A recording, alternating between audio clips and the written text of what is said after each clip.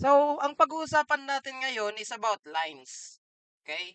So, mag-start tayo sa pinaka-basic definition and ano nga ba yung nagko-compose sa isang line. Okay, so pag sinabi nating line, so 'di ba these are series of points ang line. So, series of points interconnected with each other. So, for example, meron kang dalawang point. The moment na nagkaroon ka ng dalawang point, example, isang point dito and another point here, yan.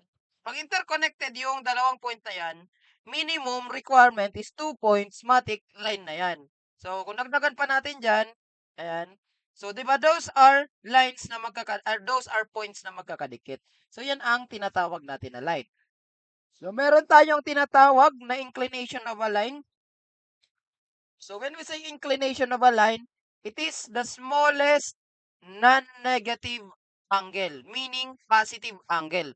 Smallest positive angle alpha that the line makes with the x-axis. Okay? So, kung ito yung ating Cartesian coordinate plane, if this is our Cartesian coordinate plane, syempre nandito yung x-axis. Na kung meron tayong line, say example, we have this line, pag ganyan, okay? O, masyadong malaki.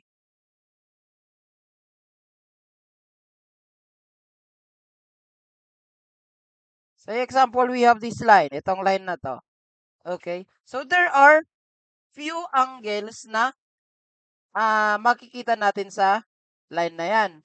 There are few angles. So, meron dito, meron dito, meron dito, meron dito, meron din dito. So, masyadong maraming angle. So, ang kukunin natin is the smallest non-negative angle. So, this is measured in a counterclockwise manner. Meaning, sa mga angle na yan, para madaling ma-visualize, para madaling makuha natin kung aling angle ang kukunin natin. So, ang gagawin lang natin is from x-axis. Hindi na nai-erase to. Wait. Ayan. Okay. So, galing rito sa x-axis, itong x-axis, mag-iikot tayo counterclockwise. Okay? Yung pinakamaliit na angle dyan, yan yung inclination of our light. So, this is the smallest positive angle or also known as the inclination of a line. Okay? So yan ang tinatawag natin na inclination of a line. It is measured in a counterclockwise manner. Okay. Meron din tayong tinatawag na slope. It is usually denoted by small symbol m. Okay? Denoted by small symbol m, it is the tangent of its angle of elevation. So, ang m pala is the tangent of the angle of elevation. Now, sa trigonometry, we all know that yung tangent theta, tangent of an angle is equal to the opposite side over adjacent side. Diba? That is equal to the opposite over adjacent side.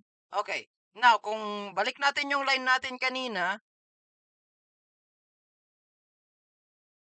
saan natin makikita yung slope na yan? Now, if we will form, kung magdodraw tayo ng may dalawang line, say example, isang vertical line rito,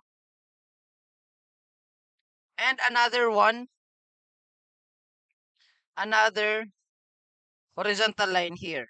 So, may na-form tayo dyan na triangle. Kung papansinin nyo, we formed triangle rito. Dito, yan. Sa part na yan. Naka-form tayo ng triangle dyan. Now, this line has an angle of inclination na ito. O, diba? Nandyan yung angle of inclination natin. The smallest positive angle galing dito sa x-axis hanggang doon sa line. So, ito yung angle of inclination natin. Now, kung papansinin nyo, itong x-axis, this x-axis, at saka itong ginawa natin na construction line na 'to, itong horizontal, are parallel. So therefore, kung ano yung angle dito, yun din yung magiging angle natin dito. Okay? Okay. So kumbaga kung ano yung alpha natin dito, yun din yung magiging alpha diyan.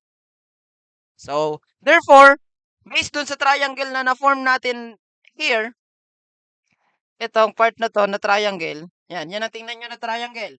Based diyan sa na-form na triangle na yan, 'di ba we all know na kapagka kinuha natin yung directed distance nito from here, so example, ito yung dalawang point natin. Point, ito yung P1 with coordinates at x sub 1 and y sub 1. Meanwhile, ito yung P2 with coordinates at x sub 2 and y sub 2. Kasi 2 minimum points ang kailangan natin. Now, kung kukunin natin yung directed distance nito, di ba this is equivalent to y sub 2 minus y sub 1. Meanwhile, yung directed distance naman from here hanggang dito, x sub 2 minus x sub 1. Nasabi natin, pagdating sa trigonometry, tangent of theta is equal to the opposite side. Alin yung opposite side na yan? Ito yan. Yan yung opposite side over the adjacent side. Ang adjacent side ng angle is ito. Yan yung katabing side. Now, palitan natin our tangent of alpha. Ito, tangent of alpha, that is equal to the opposite, which is ito. Di ba ito yung opposite? Now, ano yung directed distance dyan? Y sub 2 minus y sub 1 over x sub 2 minus x sub 1. Now, this x sub 2 minus x sub 1 is now the adjacent side. Ito na yan yung side dito, na adjacent, dun sa alpha natin. Now, we all know that tan alpha is equal to the m. Therefore, yung slope m pala natin is given by the formula y sub 2 minus y sub 1 over x sub 2 minus x sub 1. Okay, so tandaan, ito yung formula natin for the slope of a line. Okay, now we also have lines parallel to the axis. Now, meron tayong x-axis and y-axis yung vertical. Now, kapag yung line natin, if the line is parallel. What do we mean parallel? They will not intersect. Say example, if the line is parallel to the y-axis, horizontal yung line natin. Ang slope natin dyan or the angle of inclination is 0. Okay? The angle of inclination is 0. Meanwhile, kapag ang line natin is vertical, patayo, yan. Say example, ganyan yung line. Our angle of inclination dyan is undefined. Okay, undefined ang angle of inclination natin. So therefore, para makuha natin yung slope nito, kung gagamit tayo ng calculator, pag sinolve natin yung tan of 0, ang lalabas dyan is 0. Therefore, if our alpha is 0 kapag horizontal, ang slope niya is also 0. Meanwhile, kung undefined ang alpha natin, ang slope niya is also undefined. Yung slope natin pagka vertical yung line natin. Okay? So, ulitin natin, itong red is parallel to the x-axis with an angle of inclination of 0 and a slope of 0. And also, yung alpha natin is vertical. Ang angle of inclination natin is undefined with a slope of undefined. Also, yung slope natin dyan. So, yan ang lines parallel to the axis. And we also have the positive and negative slopes. Okay, ano naman ang minimin ng positive and negative slopes? So, a line rising pataas from left to right has a positive slope. So, therefore, kung titingnan nyo pala, kapag ang line rises galing dito sa left, papunta sa right. Okay? Sundan, galing dito sa left part. Okay, di ba ito yung left part, papunta sa right. O ganyan. Kapag ganyan yung pataas, so yung slope nito, its slope m is positive. Now, kung yung line naman natin falls, yan, is falling from left to right. Ayan. From left to right, falling yung line natin. Ito, ang slope natin dyan is negative. Negative yung slope natin if the line falls from left to right. But if it rises, pag ganito patayo, rises from left to right, positive yung slope natin. So tandaan natin 'yan. So try natin sa sample problem kung ma-prove natin itong positive and negative slope. Okay. So we have an example here. Find the slope m and the angle of inclination alpha of the line passing through the points 1 and -2 and 6 and 1. So, ang gawin natin is i-plot muna natin yung points. Plot points. Start tayo dito. Sign natin siya as our P1 with coordinates at 1 and -2. Hanapin natin yan. So, di ba ang positive 1 is nandito? From 0, positive 1. Kasi ito yung x sub 1, ito yung y sub 1. So, 0, 1, tapos -2 is pababa yan. -1, -2. Nandito sa part na to yung P1 natin with coordinates at 1 and -2. Okay, yung pangalawang point naman, yung second point natin, i-assign natin siya as P2. Ito na yun, with coordinates at 6 and +1. Okay, so ito na yung ating x sub 2. Ito na yung ating y sub 2. Bilang tayo from 0, 1, 2, 3, 4, 5, 6. Okay, nandito yung +6. So, ano kailangan natin? +6 and +1. Ang +1 pataas. So, di ba from 0, 1. Okay, so nandito pala yung point natin. Now, let's connect yung dalawang point na yan to form yung line na kailangan natin. Okay, nasundan?